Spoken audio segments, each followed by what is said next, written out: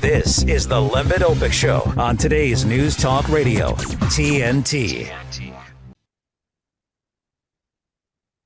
Welcome back to the Lembit Opik Show here in the final hour today on today's News Talk TNT.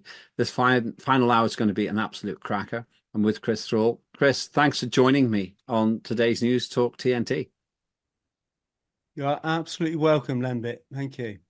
I can see that you've got the whole world behind you. It's a pretty dramatic picture, very much like it. But then you have walked on the global stage as a man of peace and a man of war. Tell us about your background.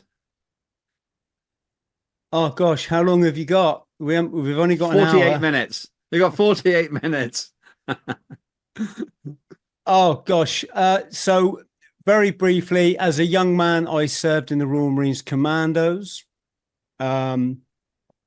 I had your typical challenging childhood, Lembit, you could say. And a mate of mine, his dad was a Falklands veteran, and he'd just joined the Royal Marines, and he said to me, "It was tough, Chris, you know, it was the toughest thing that I've ever had to do, and you couldn't do it."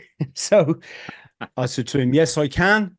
And I went down the recruiting office and I signed on the dotted line for Queen and Country, although it was never for those reasons. I don't think it for any of us Marines it really was. And yeah, that was it. The next thing, I was a serving commando. My first duty was the Northern Ireland conflict, as you mentioned, and yeah, beyond words. Beyond words. Well, the things I want to cover is, as much as you're willing to share it, you don't have to share individual experiences, but the learning you've got by being in the front line in that situation. Who knows? We, statistically speaking, probably were within a mile of each other at some point, because Northern Ireland's not that big, and I spent 20 years there. But also later on, I want to talk about your charity work, which is quite a different process, probably equally physically demanding, but probably less dangerous.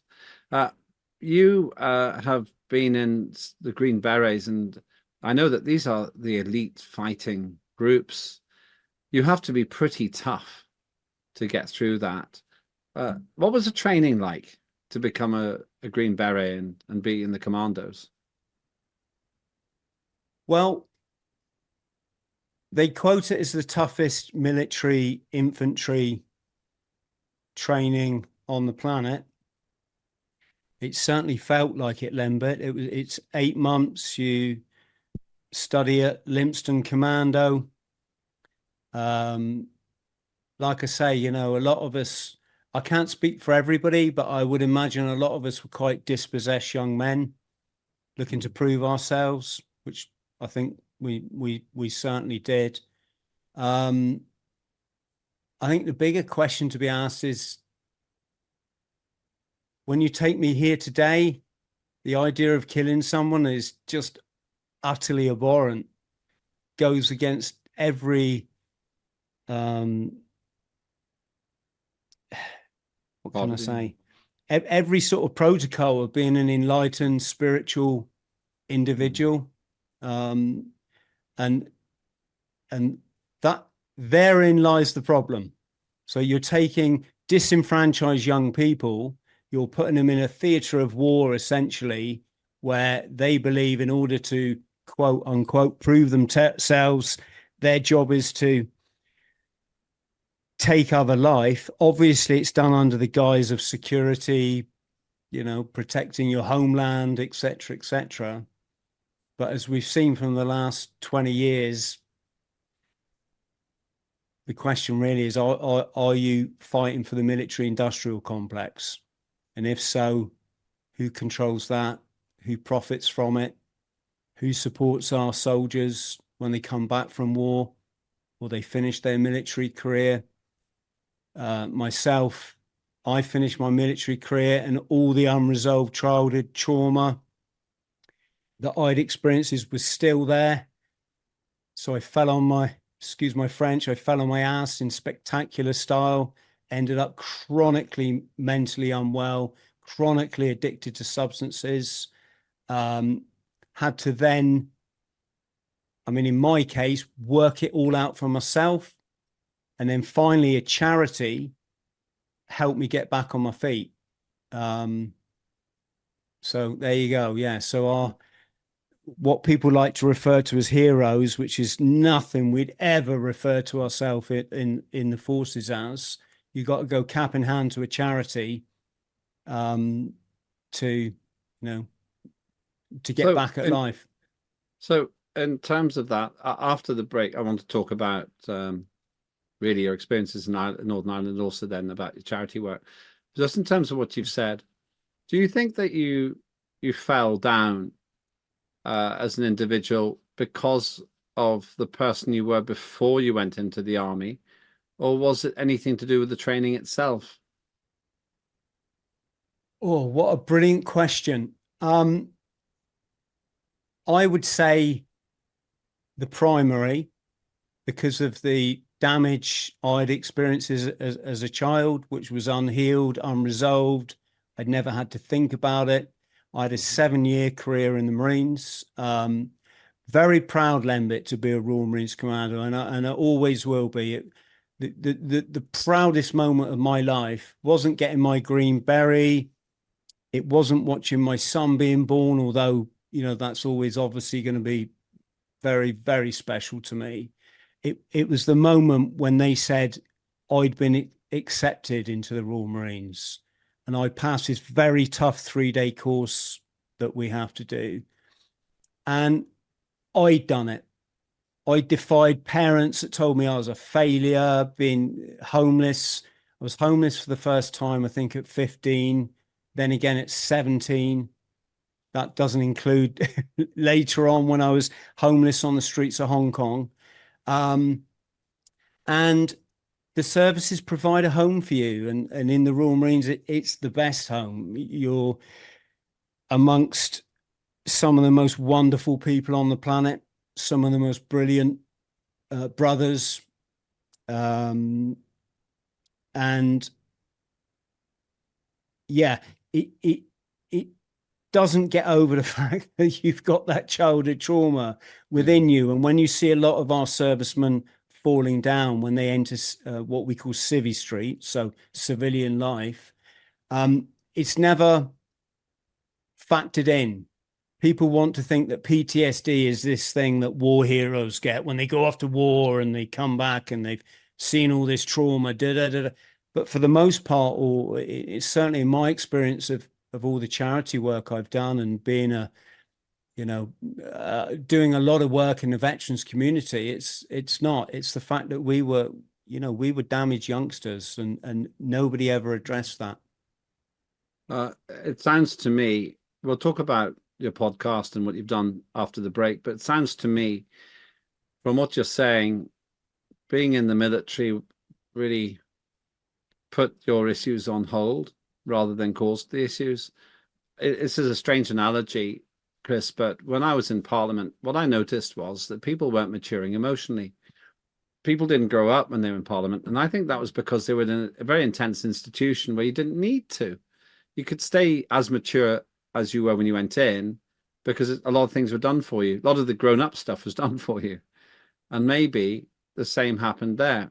I felt comfortable in that institution, but I know I've matured far more in the 14 years I haven't been in politics or in Parliament than the 13 years I was.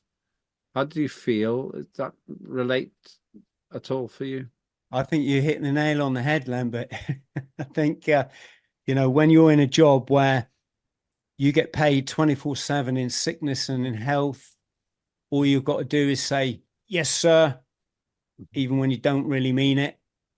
You're not dealing with your trauma. And when you come out the forces, you suddenly enter a world where there's a very different set of rules. There's a different set of loyalties. You have to pay things like bills, and there's no one there to help you do it. And one of the things while I was in, I don't know how it is now, but we drank heavily. That was what we did. We were, we drank when we were happy. We drank when we were sad. We drank at funerals of our buddies. And once you get outside and things start going wrong and you start that self-medicating procedure, as we all know, you enter the spiral of addiction, which only ever goes downwards. Let's talk about that after the break. That's an interesting thing I didn't expect to talk about, but I think it's very interesting if we're going to spend a few minutes on that. And I want to talk about your podcast, because you have 85,000 followers, and that's kind of an achievement. I'm talking with Chris THRALL theoretically about the military and about charity. It looks like we're going to go a lot deeper than that, so stay with me here on the Lembit Opik Show on today's News Talk TNT. TNT's Chris Smith. There should be a maintenance of free speech, and we shouldn't have to risk free speech because we are unable to handle someone's criticism or can't handle someone else's news story that happens to be violent. We've long since been desensitized by this stuff. Now, whether that's a good thing, I'm not saying whether it's a good thing. Whether it's a bad thing, I'm not saying that either. It's what we have been used to. But in countries like Australia right now, they are pulling certain news pieces, footage that we would normally see. They're pulling that footage from social media, or they'll fine the social media platforms $785,000 a day. Chris Smith on today's News Talk TNT. A better business tip from TNT Radio. One reason people tune in to TNT Radio is often because they're loyal to a specific show or personality. Our personalities have been a part of people's daily routine, and people continue to tune in. They trust TNT Radio and are highly engaged with the content. If you'd like more information about advertising on TNT Radio, simply fill out your details on our contact page and we'll be in touch. To find out more, go to tntradio.live. Today's News Talk Radio. Now we're talking. TNT. Welcome back to the Lembit Opik Show here on today's News Talk. You've still got 35 minutes to put your comments in. I'll come back to them in a short while. I'm with Chris THRALL, who is a hugely qualified man of the military who took a tumble after leaving. We've just got into a very interesting subject. And then after this, I want to talk about his podcast, because we were talking about addiction. And I find the question of addiction interesting. Two reasons. Number one, I think that we completely mishandle it. We think that by making certain substances illegal, we reduce the likelihood of people being addicted. It's the stupidest misunderstanding of human nature in British politics. And the second reason is because I think that there are many opportunities for us to displace our problems into addiction. How did you, I'm less concerned about how you got into the addiction and what it was, but how did you get out of it? Because that takes great self-discipline. So I self-medicated, Lembit, to the point where my life was an absolute shambles. I'd been chronically mentally ill to the point where the medical community told my family that I should basically be institutionalized, and that they shouldn't ever expect me to be released from that environment. And I continued to self-medicate. You know, when you're in the throes of addiction, you can't see what's happening to you. You can't see how incrementally you go down and down and down. And eventually I got to a point where I was so low, so lonely. I was literally freezing cold, starving hungry. I wouldn't eat for days at a time because all my money went on trying to maintain this high, trying to maintain this false level of happiness. And at my lowest point, I can only describe it as a moment of epiphany.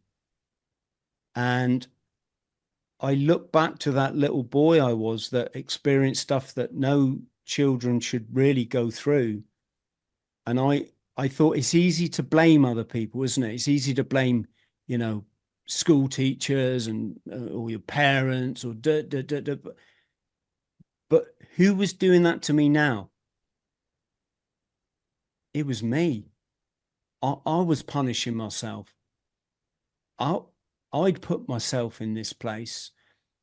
And in that moment, I made some promises. I promised I'm going to stop playing the victim, that I'm going to stop letting life do to me, and I'm going to start doing to life. And I made another promise. I look back at all my oppos, as we call them in the Marines, that were dead now. They died, in some of them in horrendous circumstances, very young. And I thought, what would they give to be here now?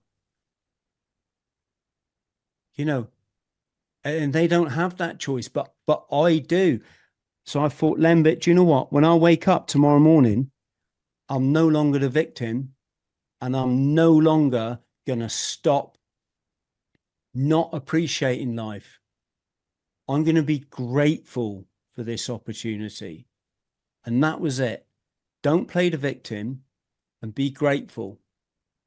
And when I woke up the next morning, life was different, and it's always been different ever since then. I literally had the light come into my life, and I knew it. I didn't have to prove myself to no one. I didn't have to be like anyone. I didn't have to drive fast cars anymore, or all this crazy stuff I had in my head. I just had to be me. And I just had to make each day my day in my way, whatever. If that meant sitting on the grass, smiling at the sun, then I was a lucky, lucky person.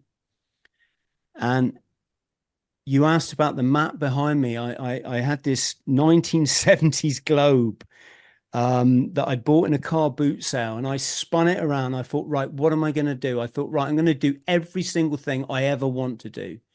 And I marked out 85 countries across all 7 continents. I wrote down every dream that I ever had, and then I went out and I smashed it. I traveled, like I say, 85 countries, all 7 continents. I backpacked through every single country in North, Central, South America. The first thing I did is I went and taught street kids in post-war Mozambique as a thank you for life, and a thank you for the very few people that had stood by me and that had supported me. I then drove volunteer journalists to India and back on an old British laden school bus, so we could write articles about people living in poverty and what it's like if you don't live the stereotypical materialistic Western lifestyle where everything's taken care of. I became a pilot. I took my pilot's license, qualified as a skydiver, dived on a barrier reef. I wrote 6 books. One of them was an international bestseller. Started a podcast, as you say, the Bought the T-Shirt podcast, which has proved pretty popular. I ran the length of the United Kingdom pretty much non-stop, bar sleeping at the side of the road, carrying all my equipment so I could raise awareness of the veterans issues that we face, such as this awful mental health and suicide crisis that we're in. I did a quadruple Ironman with, I think it was eight weeks training. I ran across the Sahara Desert last summer in the Marathon des Sables in 52 degrees heat. Now going to row across the Atlantic in December. Again, I just want to show people out there that, so many of us battle this trauma. So many of us get held back by it. But just making these couple of tweaks in your head that you're not going to play the victim and that you're going to learn to appreciate life, it changes everything. It changes the energy that you put out. And then life's energy meets you at that level. Then you pitch yourself higher. Then life's energy meets you at that level. And eventually you get to a place where every day you wake up in paradise. Is that where you are now? Absolutely. Can't go back. Got no choice. I'm stuck here.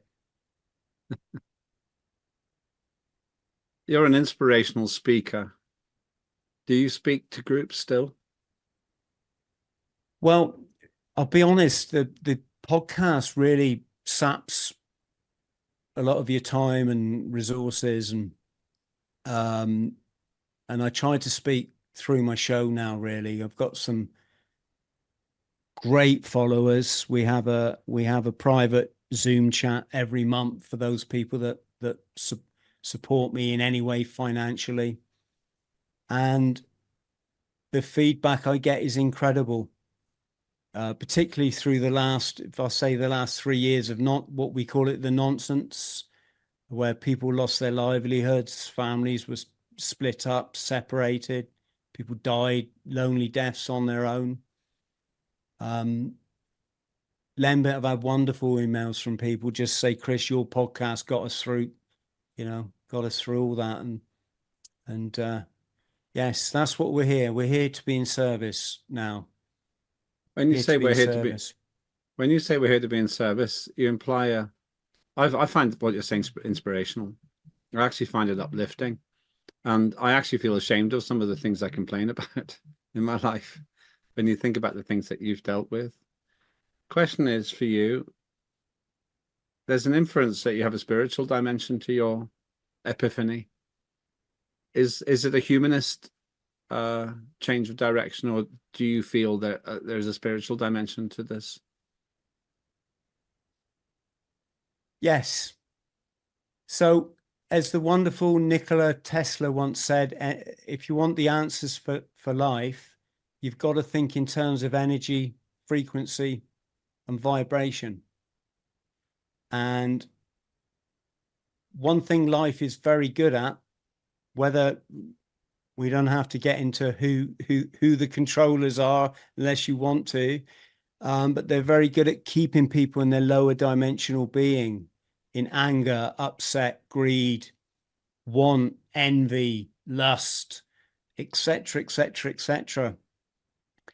And a lot of people wake up to this, but the challenge there is you wake up and you leave what we call third dimension. You become a fourth dimensional being. So you can see that there's wrong in the world. You can see that locking people in their houses for 2 years is probably not in people's best interest, but they don't know how to progress from that. And the way that you progress from that is by understanding that you've got to stop living in the material world and realize that there is a spiritual dimension. I don't know. I never thought as an ex-Marine I'd be sort of speaking in these terms, but we are the universe, we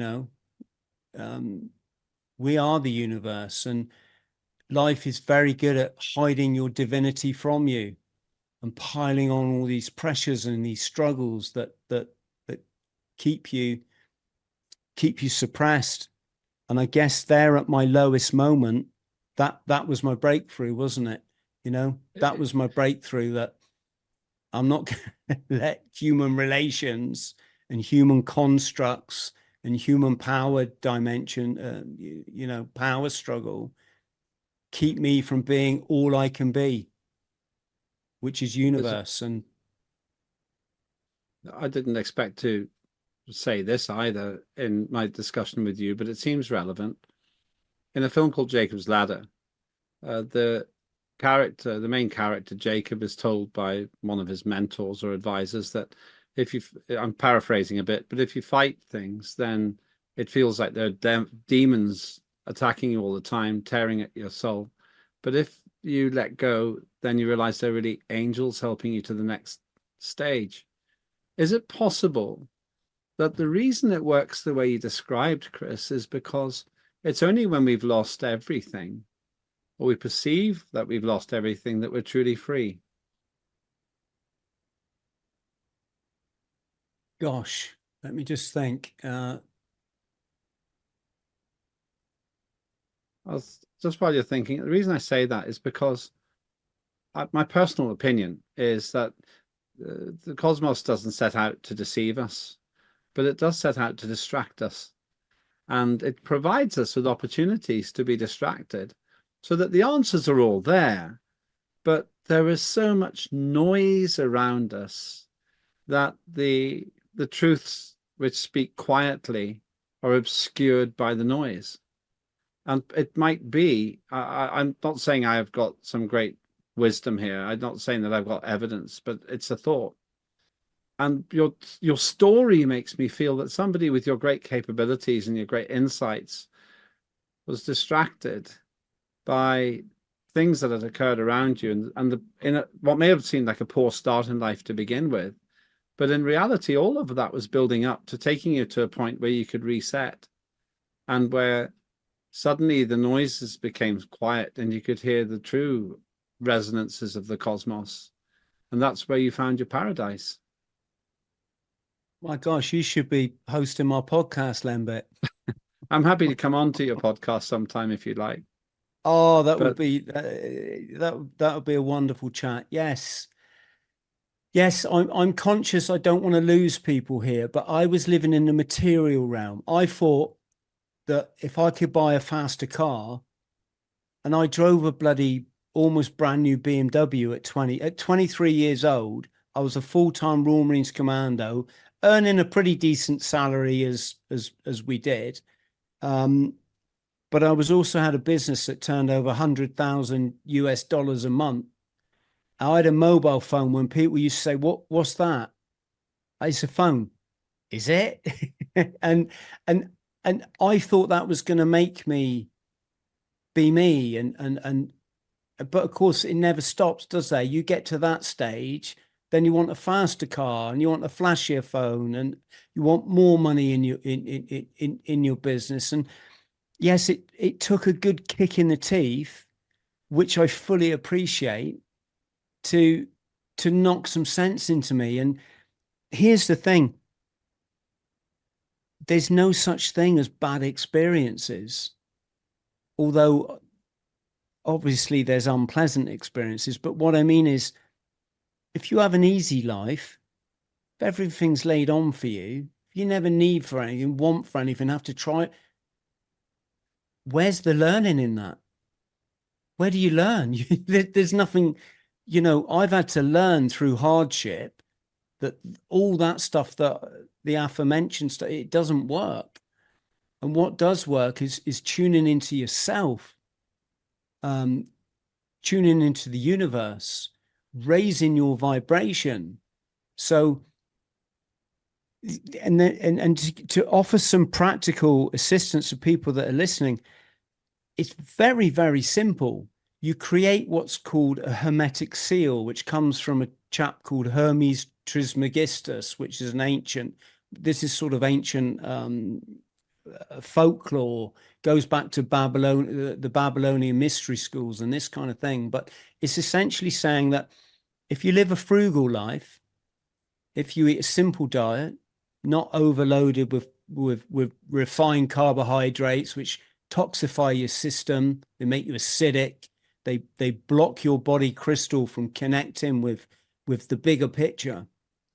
If you exercise as our ancestors had to do, we had to run around the forest.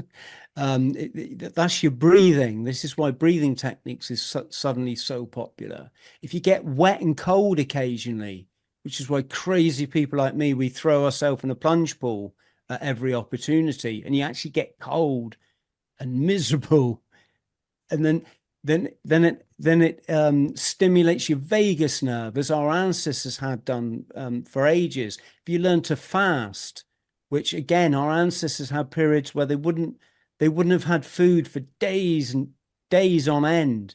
That actually has a property in it that enhances your life. And what happens is, if you leave the nonsense behind, you turn off the mainstream media, you enter this place of paradise. In scripture, they refer to it as the land of milk and honey, milk being serotonin, honey being DMT. Well, I might have got that the wrong way round, but it literally means that your endocrine glands in your body start producing happy chemicals, and you enter a place that you've never been before. Another example, you got to cut down the alcohol. I know that'll disappoint a lot of people, but alcohol is a poison. You're literally just toxifying your system. and you cut off that connection with the divine. And yes, this is where it's brought me, Lembit. This is where it's brought me. And what happens is that life puts stress on you, puts stress on all of us. And when we're stressed, we tend to then start medicating, whether that be like a big bucket of coffee in the morning or sitting on the sofa watching Netflix and gorging on pizza. And that breaks this seal. And then you start to go, your spirituality starts to decline. And then as you get unhappier, you start to self-medicate more, and you go back to old behaviors, and you start to get angry with people and clash, and then you get unhappier, and you go down and down and down and down and down. And my question to anyone when they talk about, I mean, you talked to the wonderful Graham Moore earlier. He's a lovely, lovely man. Graham's a friend of mine, and everything he says is incredibly valid. But when you listen to people in the public arena, whether that's Trump, Biden, whoever's in politics in England at the moment, I don't really, Sunak, isn't it? Is he our prime minister? Someone told me. I don't do all that stuff, so I'm not really that familiar. But like, do they ever talk the way that I'm talking? Do they ever talk in terms of energy, vibration, and frequency? Do they ever say less is more? Well, the answer is no, isn't it? Because they're part of the control mechanism to keep people trapped in what we refer to as the matrix, never knowing their true self. Hold that thought. This is fascinating and unexpected. I didn't expect to go down this path, but a great path it is, and very important, I think. Stay with us, Chris Thrall. We'll come back to Chris in just a minute. I'll have a look at some of your comments as well during the break. This is the Lembit Opik Show. This is today's News Talk TNT. Don't go anywhere. We've got another 15 minutes of what I hope you're finding to be an insightful and fascinating and perhaps an inspiring conversation. See you in a moment. When I had my heart event close to 4 years ago, I was at the gym, thought I deserve a coffee, and thought I'll top up with fuel, ordered a coffee. But while I was pumping fuel, I started to get chest pains. But then it got worse and worse and worse. So then I was leaning on the counter thinking, yeah, something's not quite right. So then I went to wait for the coffee, and that's when it really, really hit. And Joy just, mouthed, do you need an ambulance? And I remember nodding. I wasn't even thinking about a heart attack. I just thought something is seriously wrong with me here. So when the cardiologist came to see me, she informed me that I'd had what they call a widowmaker heart attack. Bit of a shock when someone says, you nearly died. Everybody should be aware of all the symptoms of a heart attack that women can have that aren't typical of the shoulder pain, the right arm pain.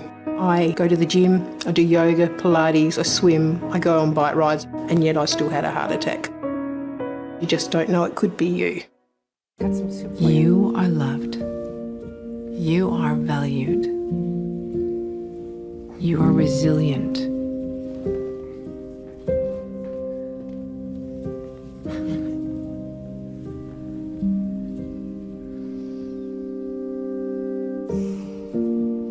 You got this. You're there for them. We're here for you. Find free care guides at aarp.org/caregiving. Lembit Opik on today's News Talk Radio, TNT. Welcome back to the Lembit Opik Show. Only a quarter of an hour left here on today's News Talk TNT with me. But of course, we broadcast 24 hours a day, so don't go anywhere. I'm still with Chris Thrall, and we've had an enthralling conversation. We're talking really about the nature of the cosmos. Now, this is a man who's trained to kill, and now it seems to me that you've evolved to save. And it's quite a big trip. You ran 999 miles across the United Kingdom to raise money for charity. You've traveled 85 countries. You've seemed to have connected with a deeper purpose, perhaps the antithesis of the thou shalt kill for your country. It now seems thou shalt save for the spiritual purpose of our lives. How does that size of journey feel? Is it overwhelming?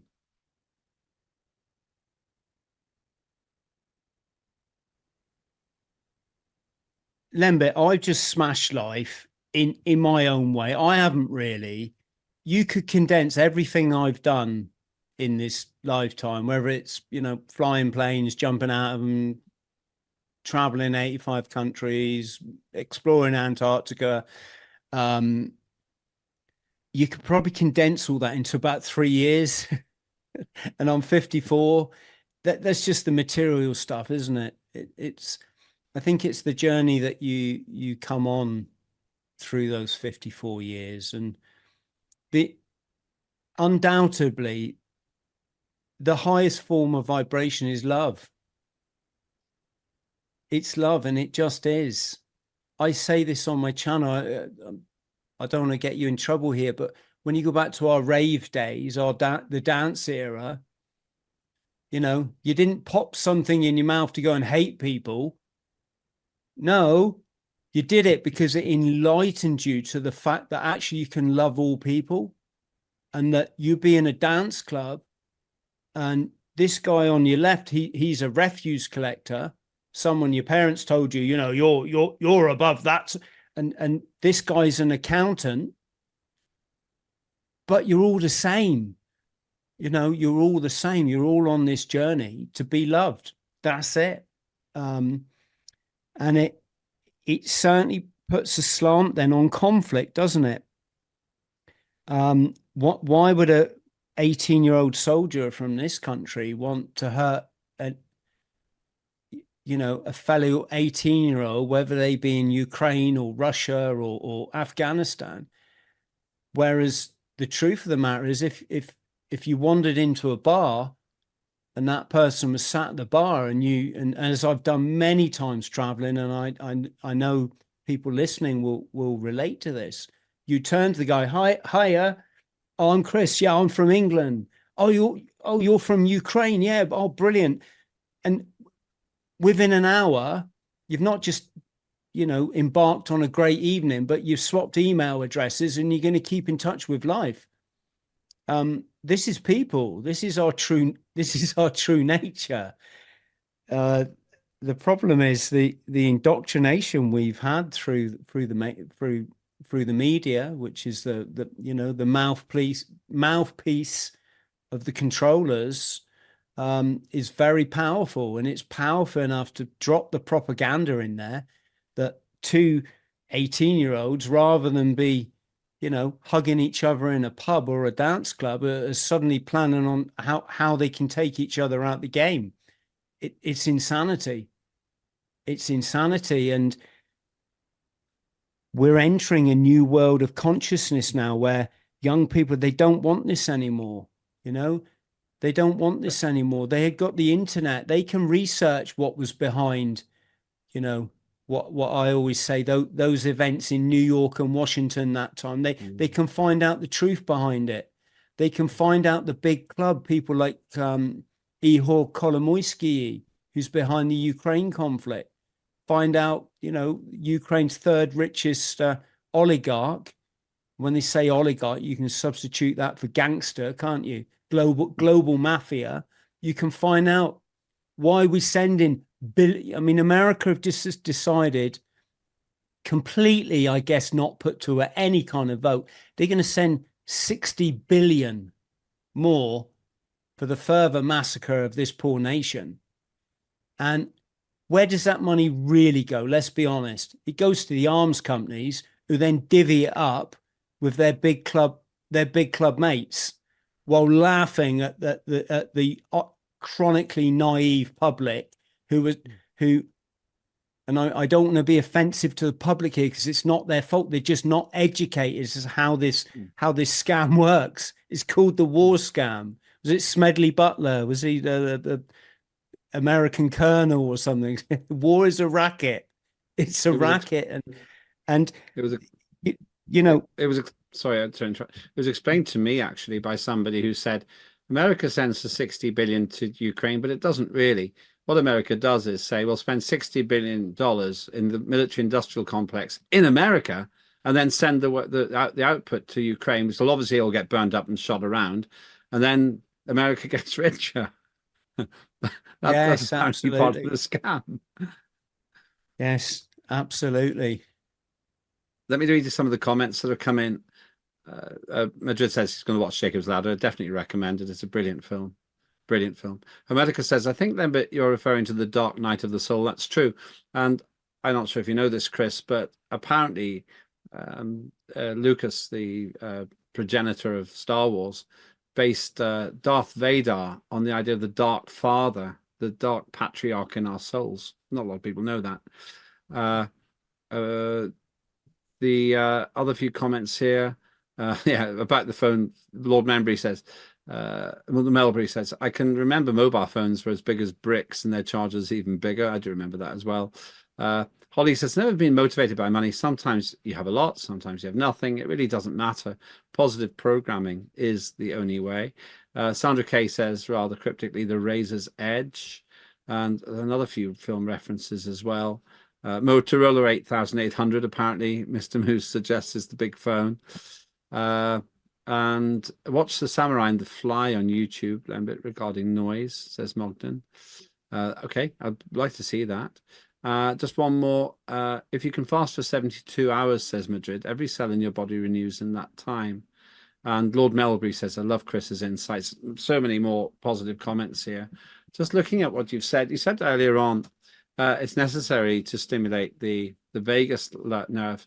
In my experience, a lot of people I know would rather stimulate the nerve to go to Vegas, which seems the exact opposite of what you're saying. We have become a world where Las Vegas seems to be more stimulating than actually the antithesis of that. Not worrying about winning $1 million, but just having $1 million thoughts. Do you think that this is because the universe is basically a bad place? Do you think it's a good place, or does it tempt us for a reason?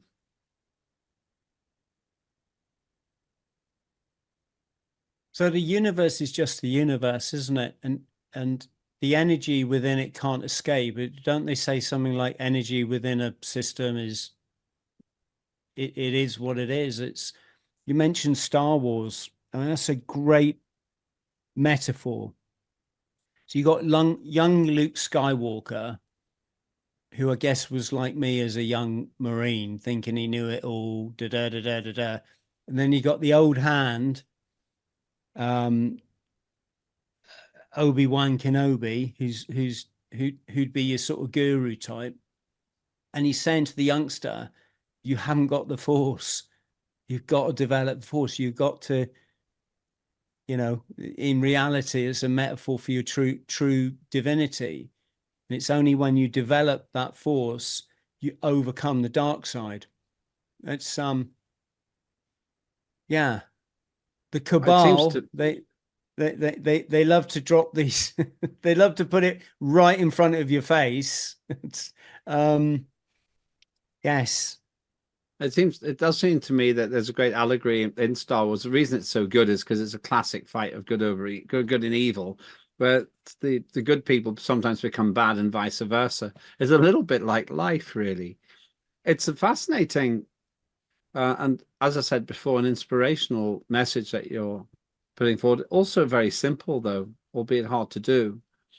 How does a person who has got the BMW and perhaps a second car, who has a nice 4-bedroom detached house, or a posh apartment in central London, or the prospects of a big income, come to terms with the fact that none of that is actually going to deliver happiness? It'll take away discomfort and perhaps worry, but it won't give you happiness.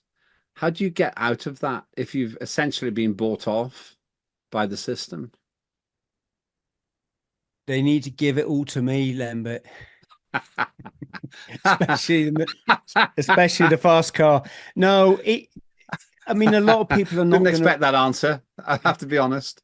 A lot of people are not going to realize this. Life is our time in this set of molecules although essentially as divinity and universe, we're infinite. In this experience, this human experience, our time's limited, and not everyone is going to realize it, and that's what we've, we need to accept.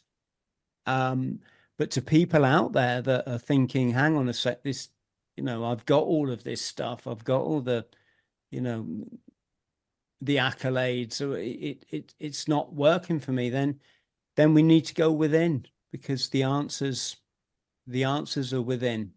Everything. Our health is within, believe it or not. And once you can grasp that, then the last 3 years just it's just utter nonsense. Just such gameplay.